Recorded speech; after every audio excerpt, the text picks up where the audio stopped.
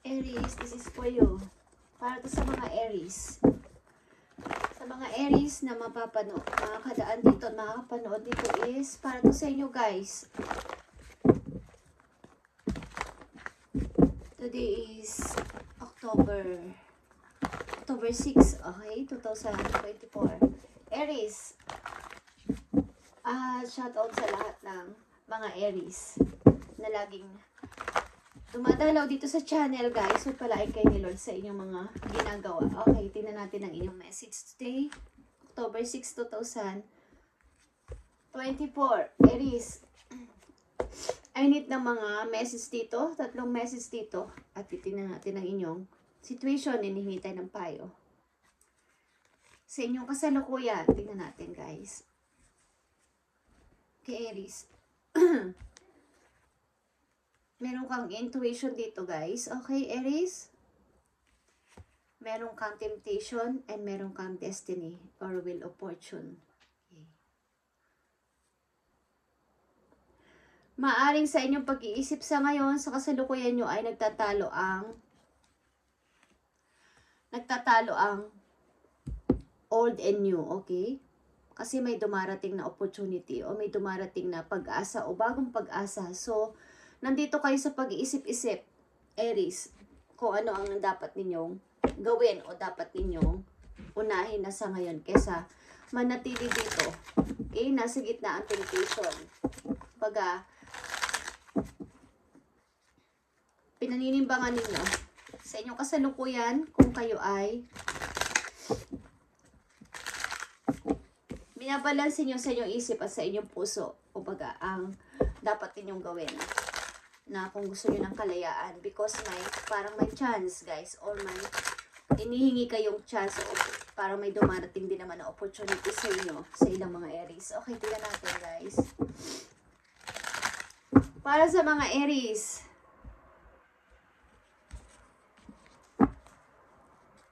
tingnan natin ang intuition dito guys. Okay? Mukhang kayo ay may mga pinakikinggan na maaring advice ng iba at naririnig nyo rin ang inyong sarili sa kasalukuyan, ang inyong puso, ang inyong isip na nagsisisigaw na mag-iba na ng path ng buhay. Magkaroon na ng kalayaan. Okay? Nagtatalo ang old and new. Aries sa inyong isip at puso. Tingnan natin ang intuition. Okay? 8 of Cups is here. 5 of Wands. And 2 of Cups. Okay.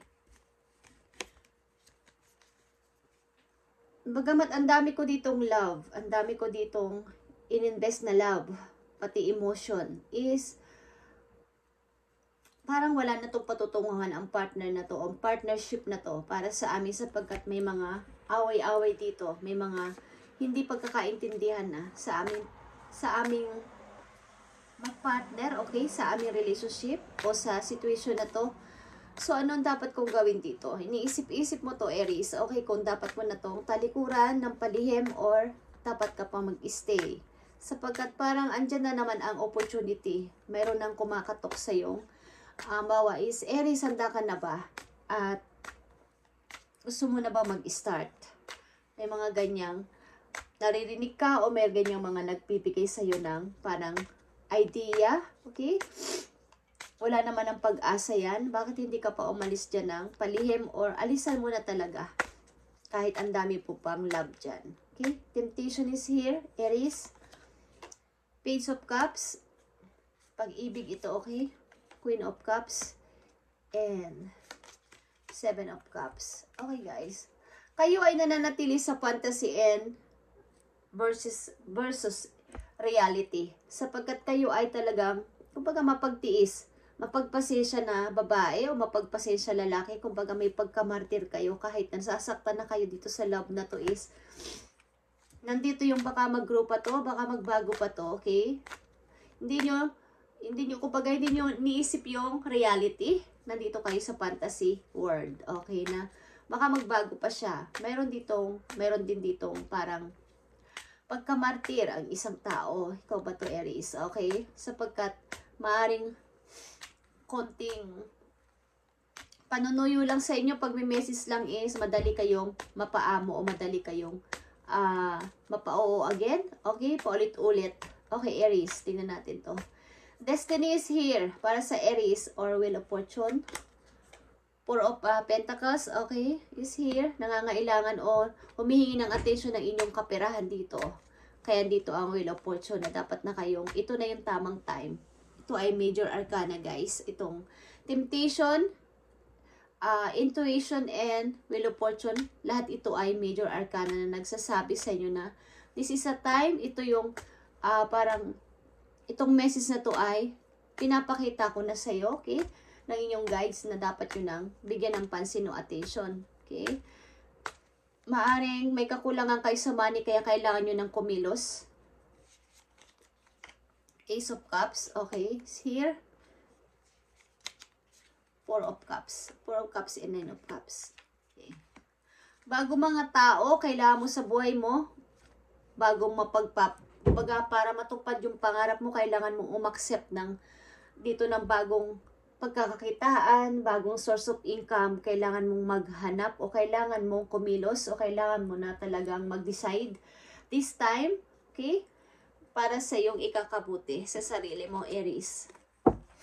Ang ilan sa inyo ay nagtitiis sa isang situation na hindi na siguro pwede pang mabago, okay? Aries. Tingnan natin ang inyong mga message pa dito.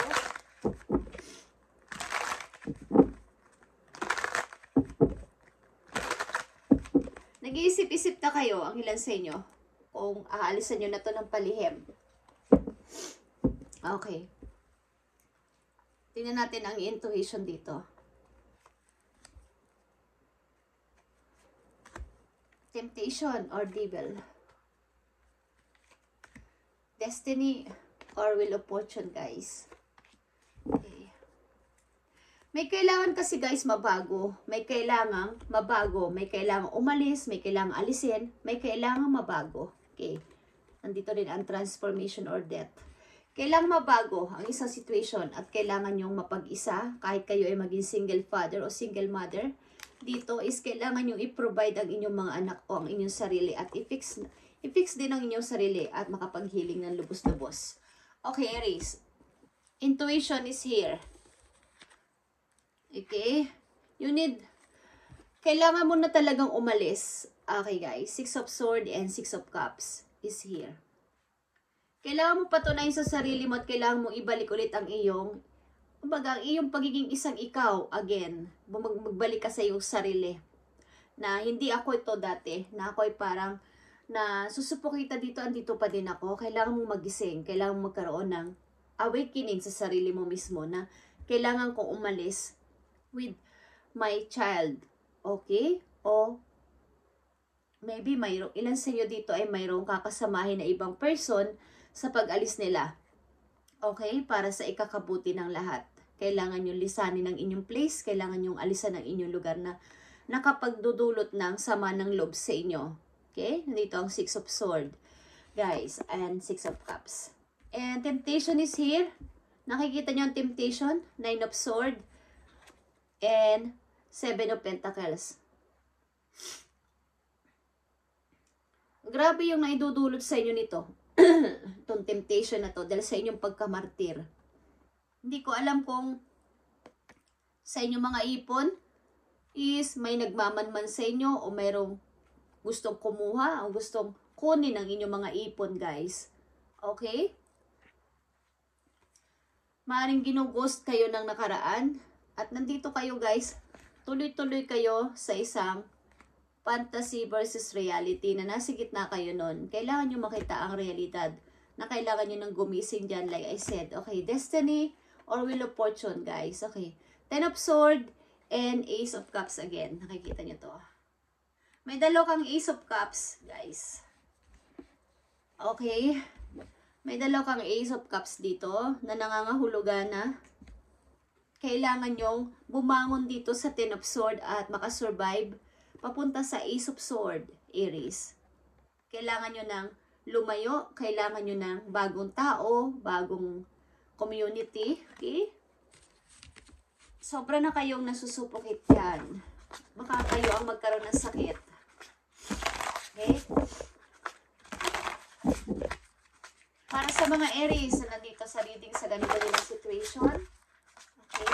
Para lang to sa mga ganito ang situation, guys. At alam niya yun sa sarili ninyo. Okay? Kung sino ang pinapadala ng message dito is ito ay nakatakda, guys. Sapagkat ito ay almost everyday reading. Okay, almost. Hindi naman totally ako nakakapag-read ng everyday because meron din ako mga ginagawa. Guys, is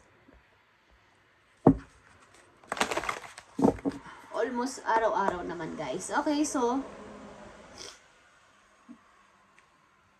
halos iba't ibang Aries ang mai-encounter kong energy dito, guys. Okay? So, tingnan natin. Aries, ang message for you. Nakikita nyo ang voyage. Okay? You already have all the answers, Aries. Okay? Nasa sayo lang ng mga kamay. May hawak ka ditong mapa, something at kayo ay maglalayag. Okay? Kailangan mong lumayo sa inyong place kung kinakailangan. Just saying, kung gusto mo lang, Aries. Okay? Sa Aries na nandito. And slay them all. Okay? Slay them all.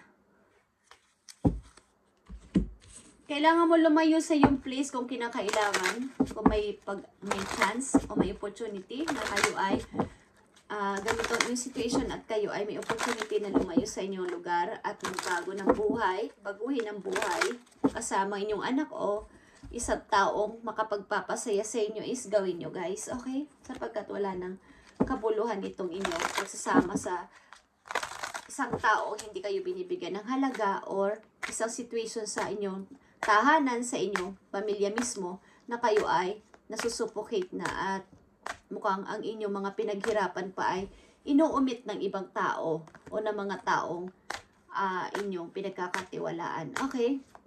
Kailangan nyo lumayo para sa bago ninyong buhay. May bagong tao kayo dito mga makikilala. At maaari ko sa pag-ibig, bagong pag-ibig din is makikilala nyo sa inyong lilipatan o sa inyong bago ninyong pupuntahan. Okay.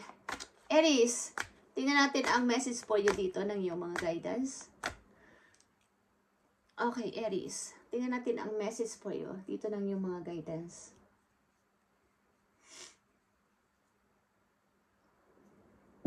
Thank you, Spirit.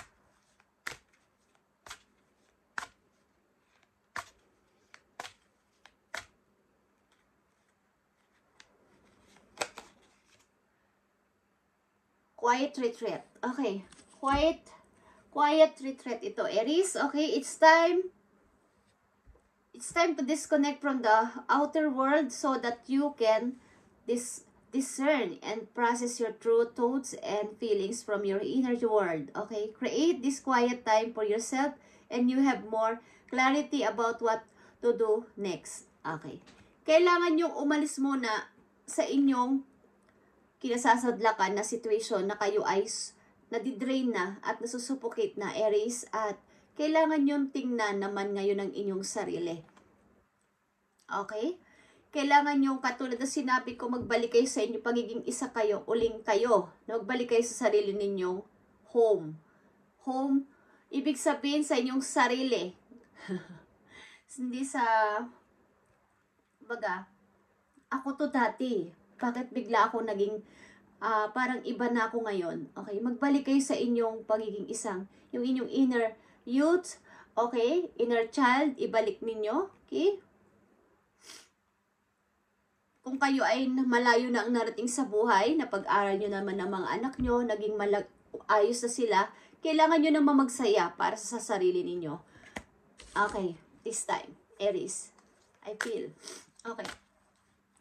Magamat ang ilan sa inyo dito ay maaring marami nang naibigay na part ng pagtulong sa inyong mga magulang, kapatid at mga anak is andun pa din kayo. Ito naman yung time para kayo naman ang pasayahin nyo ang sarili ninyo. Magliwaliw naman kayo, okay? It's time to disconnect from the outer world so that you can discern and process your true thoughts and feelings from your inner world. Okay. Maaring may mga gagawin kayong bagong project, bagong mga sisimulan na hindi nyo maisip-isipan sapagkat ang gulo ng inyong kapaligiran. Okay? So, kailangan nyo naman nung mag-refresh. Okay? Magbakasyon. Something. Tingnan natin ang isa pang message for you. Aries, face your financial fears. Takot kayong, bawa, yung ilan sa inyo ay natatakot na baka bigla akong maghirap. Okay. Tingnan natin. When you are honest with yourself about fears of success or failure, they can no longer control you. Be free of hidden fears by exposing them to the light of awareness. And you realize that you in fact not nothing to fear. At that every successful person has struggled with the release the self-doubts. Ibig sabihin nito, ang ilan sa inyo dito, Aries, na nandito sa reading ay, bawa, may initatag kayo, binild kayong isang negosyo. Natatakot kayong something na kayo ay nag-a-advance mag-isip na baka malugi lang ako. Hindi nyo pa nasusubukan is, inaan nyo na baka mawala ang ipon ko bigla-bigla, baka biglang maglahom parang bula, okay? So, pag hindi nyo sinusubukan, hindi naman ito mangyayari. Hindi nyo malalaman ang result. Lahat ng nagtatagumpay na tao, lahat ng businessman, businesswoman ay nakakaranas ng pagbaba at pagtaas ng sales. Okay, guys? So, hindi lahat ay nagtatagumpay agad. Kailangan ditong ikaw ay mabigo muna sa una. Ilan sa inyo maybe ay may mga binil na negosyo, sinalihan kung ano-ano na hindi nagtagumpay. But sa susunod, baka magtagumpay kayo guys, sapagkat kailangan lang dito ay makapag-isip-isip kayo ng tamang pagpaprocess at mga technique sa inyong gagawing negosyo o pasisimulan na bagong project. At kailangan nga dito ay kayo ay mag-refresh muna. Okay, huwag kayo dito sa mga magulong situation na inyong kinalalagyan sa ngayon. Kailangan nyong umalis sa inyong lugar kung kinakailangan ay maglipat kayo ng bahay, ng apartment, okay? Hindi man to madali para sa iba. Sa inyo, kung sasabihin nyo at alam ko sinasabi nyo na yan, habang sinasalita ko to is, kung may opportunity, yan ang sinasabi ko, na kayo ay pinupush ng tadhana at gusto nyo rin naman is, why not guys? Andito ang message for you. Kailangan mong maglakbay. Kailangan mong lumipat muna o umalis muna sa nakakadrain na, nakakasuffocate na place. Okay? Kung gusto nyo lang, Aries. Ito ang inyong message, guys. At maaaring sa inyong paligid ay maraming mga taong toxic na kayo ay nahahadlangan sa inyong pag-unlad. Okay? Maraming ganyan, guys, na kahit anong gawin ninyong pagsisikap o pag-grow sa isang relation at sa isang business o sa isang trabaho, kapag ang inyong kapaligiran ng mga taong nakasurround sa inyo ay mga toxic at mga negative, ang mga iniisip, hindi kayo uunlad. Okay? Kung kayo na mag-isa doon ang positive, okay? At napapalikuran kayo ng mga taong inihila kayo pababa, guys. Hindi kayo uunlad, guys. Okay? Thank you and God bless, Aries. At sana ay i-apply nyo ang message dito na binibigay sa inyo kahit mga ilang porsyento lang para magkaroon kayo ng konting pagbabago, okay? Sa inyong mga iniisip at mga gagawin sa inyong next move. Okay? Thank you and God bless, Aries.